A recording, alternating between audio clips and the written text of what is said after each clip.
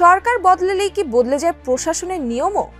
বহু বছর ধরে যেখানে যুগ্ম সচিব বা অতিরিক্ত সচিব পদমর্যাদার কর্মকর্তারা নেতৃত্ব দিয়ে আসছিলেন, সেখানে এখন অবসরপ্রাপ্ত কর্মকর্তাদের সচিব পদমর্যাদা দিয়ে চুক্তিভিত্তিক নিয়োগ দেয়া হচ্ছে। প্রশ্ন উঠেছে, এটি কি অভিজ্ঞতাকে কাজে লাগানোর উদ্যোগ, নাকি প্রশাসনের নিরপেক্ষ কাঠামোয় রাজনৈতিক প্রভাব আরও গভীর করার নতুন অধ্যায়?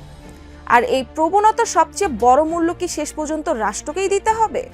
চলুন টাইমস বিশ্লেষণে সেই প্রশ্নের উত্তর খোঁজা যাক।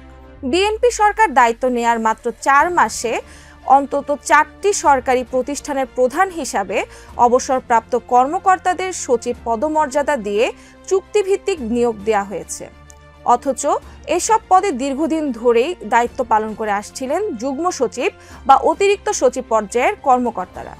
জনপ্রশাসনের কর্মকর্তারা বলছেন, এতে প্রশাসনের স্বাভাবিক কমান্ড চেইন বা জবাবদিহিতার কাঠামো প্রশ্নের মুখে পড়েছে। কারণ যাদের সচিবের মর্যাদা দেয়া হয়েছে তাদের অনেকেই বয়স ও অভিজ্ঞতায় বর্তমান মন্ত্রণালয়ের সচিবদের চেয়েও সিনিয়র। ফলে বাস্তবে কে কার কাছে জবাবদিহি করবেন তা নিয়েই তৈরি হতে পারে বিভ্রান্তি। আরও একটি উদ্বেগ হলো, এই ধরনের নিয়োগ রাজনৈতিক আনুগত্যকে পুরস্কৃত করার বার্তা দেয়। ইতিমধ্যে নিয়োগ পাওয়া কয়েকজন কর্মকর্তার অতীত রাজনৈতিক সম্পৃক্ততার বিষয়টি নিয়েও আলোচনা রয়েছে। বিশ্লেষকদের মতে এতে নিয়মিত কর্মকর্তাদের মধ্যেও একটি ধারণা তৈরি হতে পারে যে দক্ষতা বা জ্যেষ্ঠতার চেয়ে রাজনৈতিক অবস্থানই বড় পদ পাওয়ার প্রধান শর্ত। এর সরাসরি প্রভাব পড়ে পদোন্নতির স্বাভাবিক ধারায়। একটি গুরুত্বপূর্ণ পদ চুক্তিভিত্তিক নিয়োগে পূরণ হলে নিয়মিত কর্মকর্তাদের পদোন্নতির সুযোগ সংকুচিত হয়। এর প্রভাব নিজের স্তর পর্যন্ত ছড়িয়ে পড়ে। কমে যায় কাজের উৎসাহ, বাড়ে অনিশ্চয়তা। শুধু প্রশাসনিক নয়, রয়েছে আর্থিক দিকও। সচিব পদমর্যাদার একজন কর্মকর্তার জন্য সরকারের ব্যয় স্বাভাবিকভাবেই অতিরিক্ত সচিব বা যুগ্ম সচিবের তুলনায় বেশি।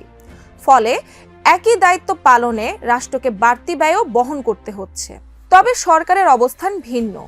জনপ্রশাসন প্রতিমন্ত্রী আব্দুল বারীর ভাষ্য, দক্ষতা ও অভিজ্ঞতার ভিত্তিতেই এসব নিয়োগ দেয়া হচ্ছে এবং অতীতের সরকারগুলো একই ধরনের সিদ্ধান্ত নিয়েছে। তার মতে এটি অস্বাভাবিক কিছু নয়। আসলে এই বিতর্ক নতুনও নয়। অন্তর্বর্তী সরকারের সময়েও কয়েকটি প্রতিষ্ঠানের প্রধানকে সচিব পদমর্যাদা দেওয়ার নজির তৈরি হয়েছিল। অর্থাৎ সরকার বদলেছে, কিন্তু রাজনৈতিক বিবেচনায় প্রশাসনিক পদায়নের সংস্কৃতি বদলায়নি।